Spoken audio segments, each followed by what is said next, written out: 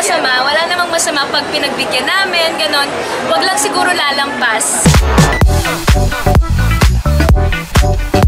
Actually, hindi pa, nag-meet kami one time po nung nag-record kami ng Blink Twice sa LA po. So, nagkaroon lang kami ng konting, talk, ganon, advices. Pero, nauna po kasi kami mag-record ng song dito sa Philippines, yung i-release namin collab. So, separate po namin siyang ni-record. So, hopefully, di ba, ma-perform namin siya together in one stage. Well, aware naman po kami na yung mga blooms namin baliw na baliw sa mga ships po.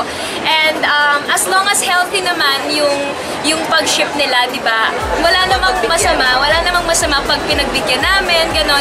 Wag lang siguro lalampas sa, di ba, minsan may mga tao din nag-expect ng more. So, ayun lang, siguro healthy lang, healthy. After all, we're a girl group. Yes.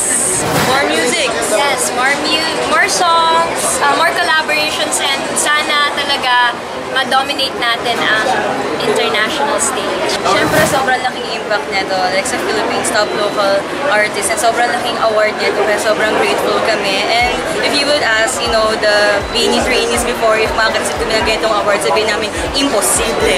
Imposibleng makaka-receive kami. Pero now that we're here receiving this kind of award, and we're so grateful, and nakaka-influence kami ng mga tao, and nagkakaroon kami ng impact. Not only sa blooms namin, pero sa globally. Yes, meron po. Hindi mawawala yung pressure. Pero kami kasi as a group, tulad nung sinabi kanina ni Kuya TJ, pag nag-release ka ng song, dapat hindi mo iniisip yung chart, hindi mo iniisip kung magta-top ka ba. Dapat mag-release ka lang na mag-release. Basta from your heart.